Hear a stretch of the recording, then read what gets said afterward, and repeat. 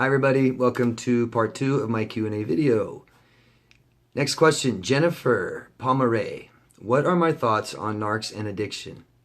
I arranged for my ex to go to treatment and he bailed.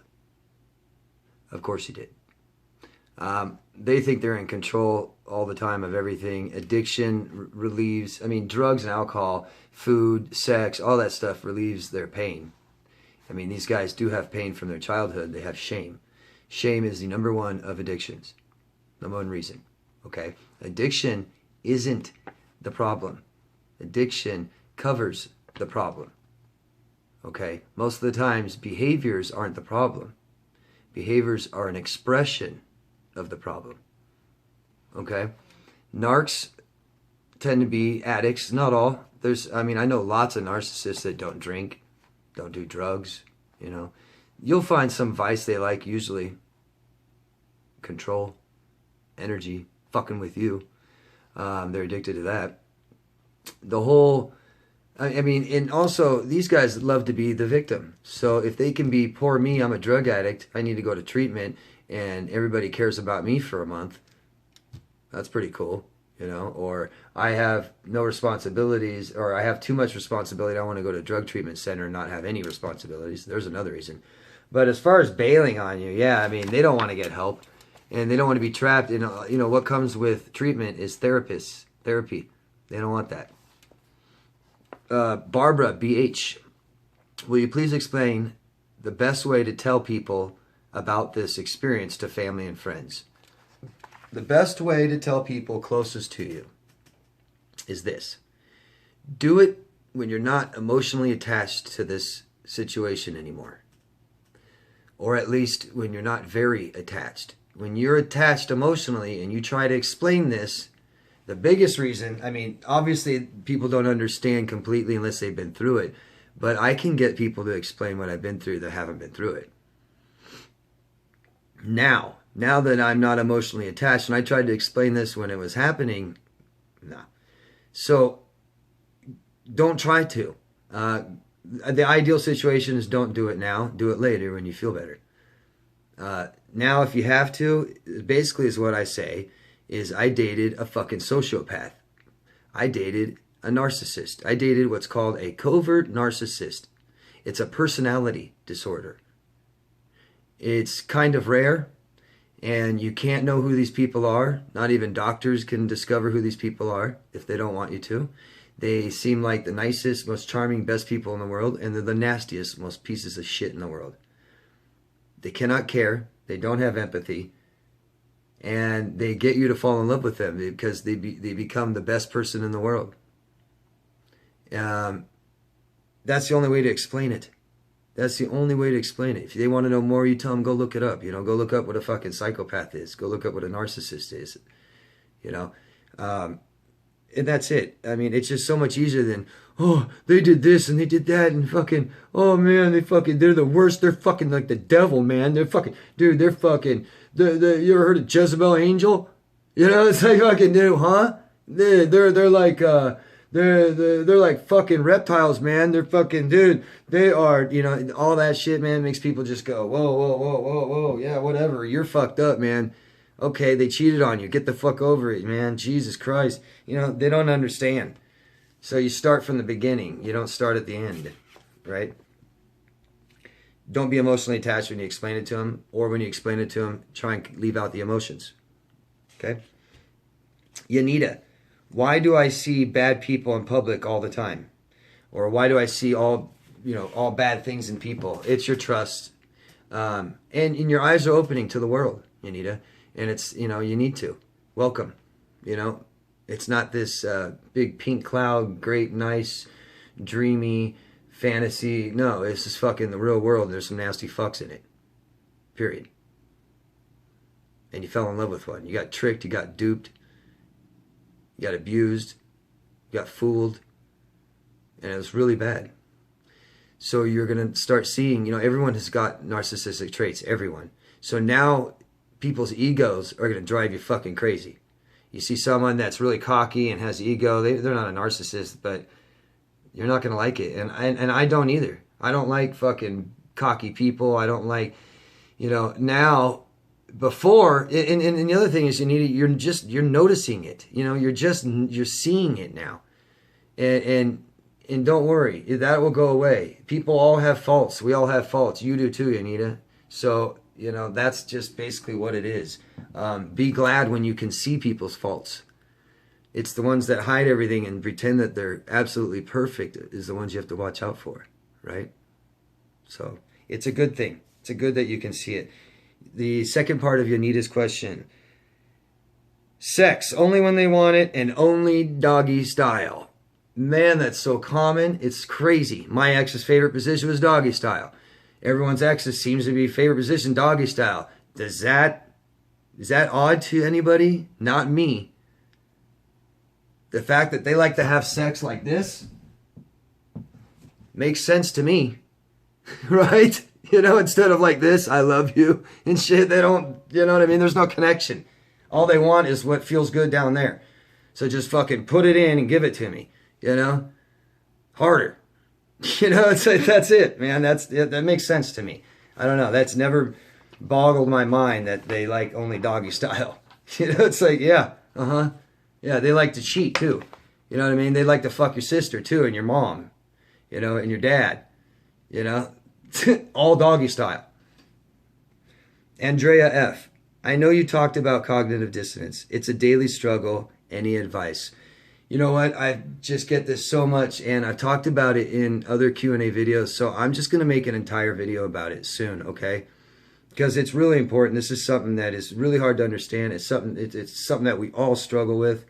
Any advice? The best thing to do, Andrea, is talk. Everyone, man. You guys, I keep saying this. Talk. I provide my time to talk to people if you guys want to. I do charge. And there's a lot of other people that do. And you can go to therapists, man. I know that a lot of therapists don't understand this, but if you can just talk and get it out, they'll listen. You know, they understand that. They know. As long as they aren't telling you to get over it and it's your fault and don't talk about it anymore, just keep talking about it. It doesn't matter. It doesn't matter. You don't have to go to a therapist that's so, you know, specialized and skilled in this. As long as they're not, you know, damaging you more. Talk to your fucking dog. Talk to yourself. I talk to myself all the time. You know, it's just thinking out loud, and it's planning. What if I see my ex? What do I want to do? A client of mine that I talked to, I've been talking to her for a few months, and I just told her last week, I said, you know what? What if you see your ex again? She's like, I don't know. We need to come up with a plan. What if you see him again? What do you want to do? What do you want to do? What do you think you're going to do? What are you afraid you're going to do? She saw him the next day after 6 months. It was crazy. So, I mean, talk. You have to process what really happened in your brain. The cognitive dissonance, that is one, you have to talk about it. I like to take people back. First thing I do is just start talking about your relationship, man.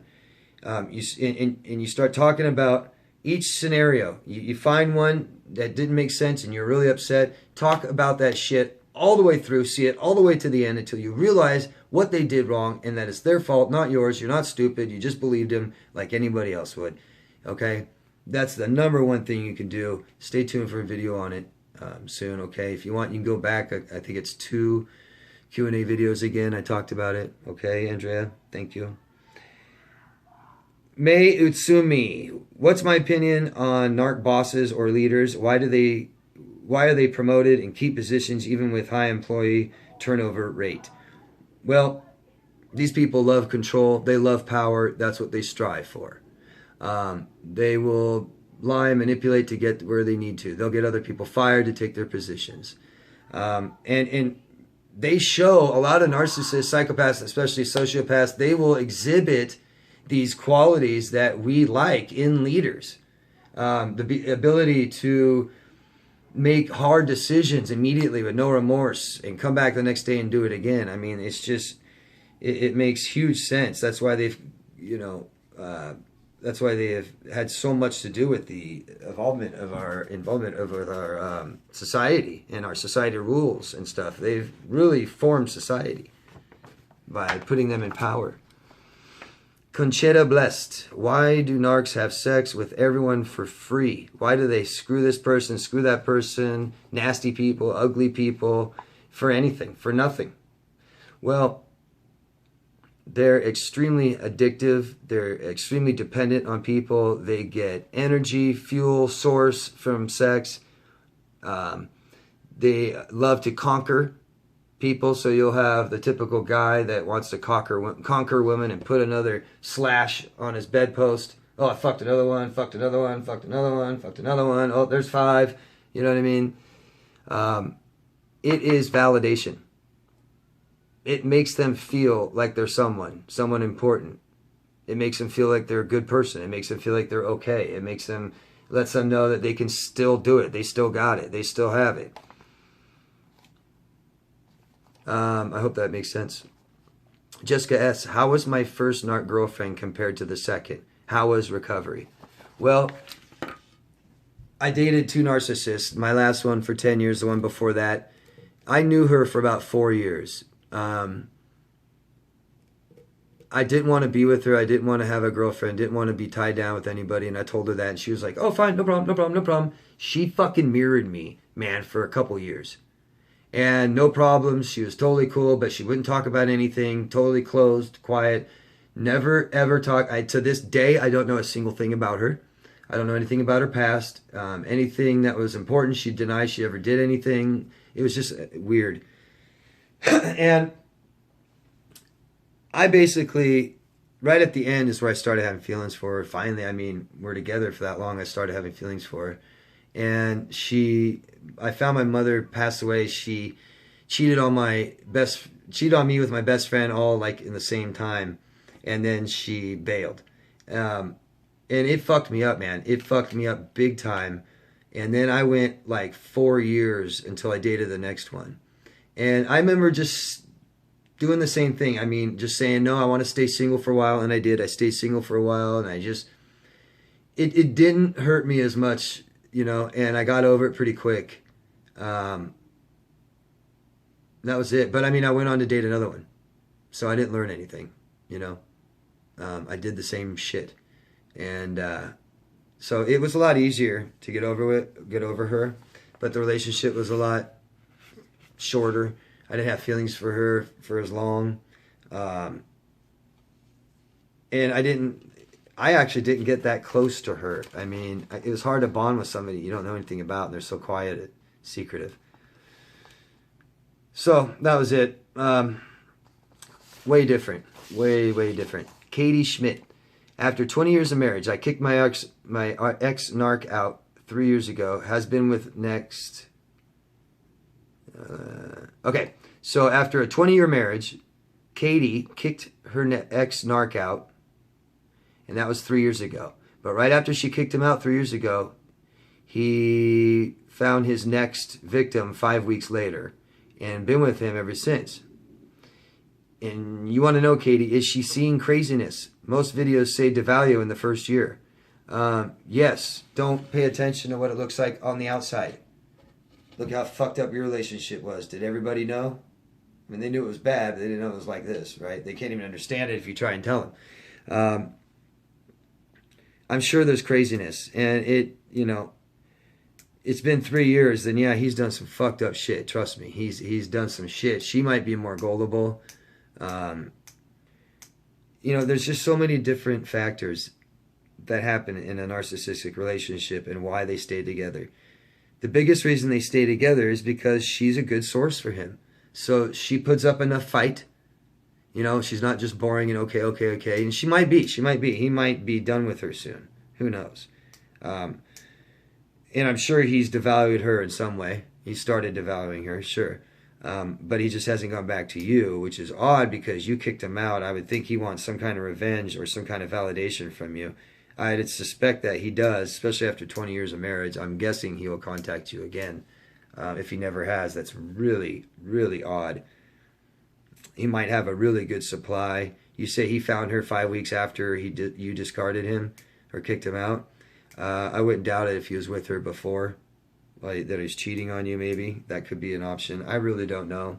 Bottom line is they don't have a happy relationship whatsoever. There's no connection.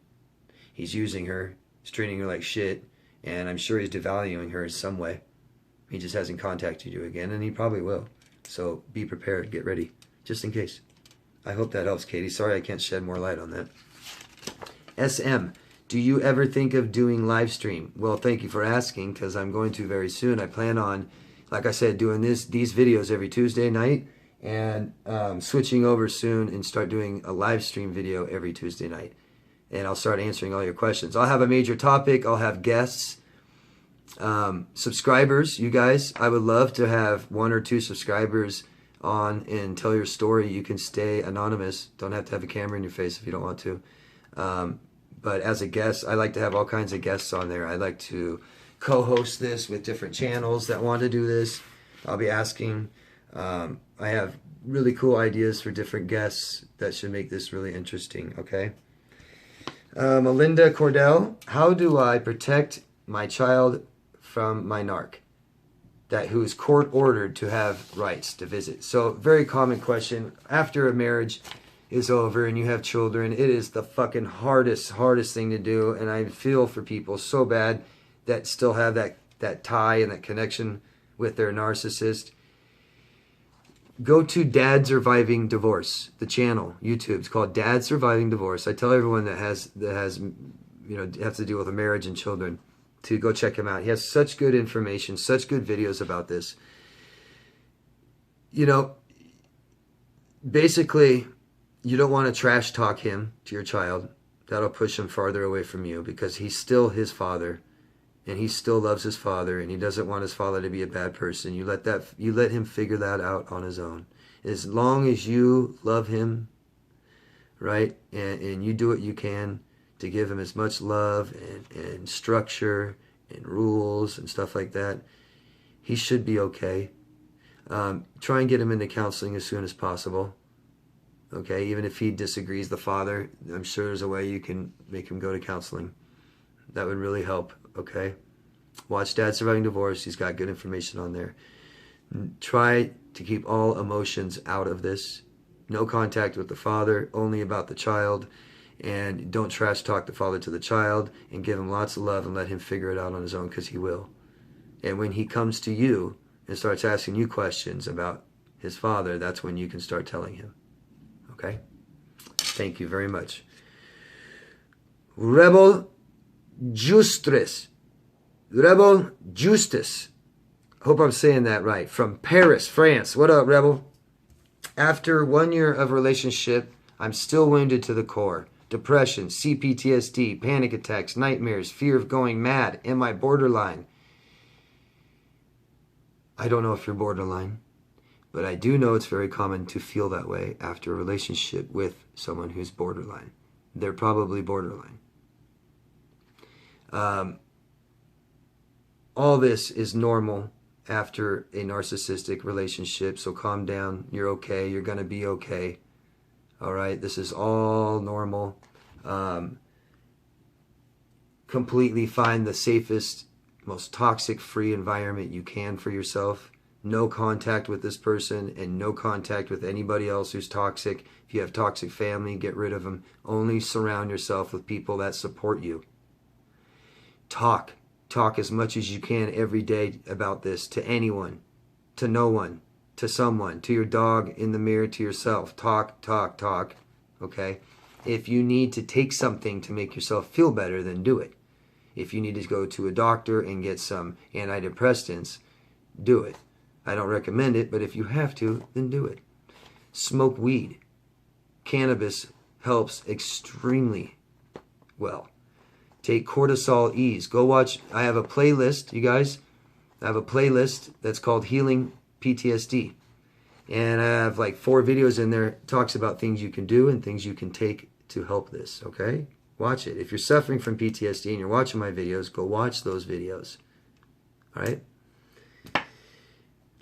All of this will subside in time. Your brain repairs itself in time. The nightmares will go away. The panic attacks will go away. Okay? Give it time. Talk about this. Process it and learn. It'll help. It'll make it go away eventually. Just give it time, honey. You'll be okay. Drina Vuk. I have wondered if my ex would contact me after 4 years. He tried at first, but hope he doesn't want to. Well, go watch my video, Drina, called Why is my ex-narcissist not hoovering me? And I talk all about this.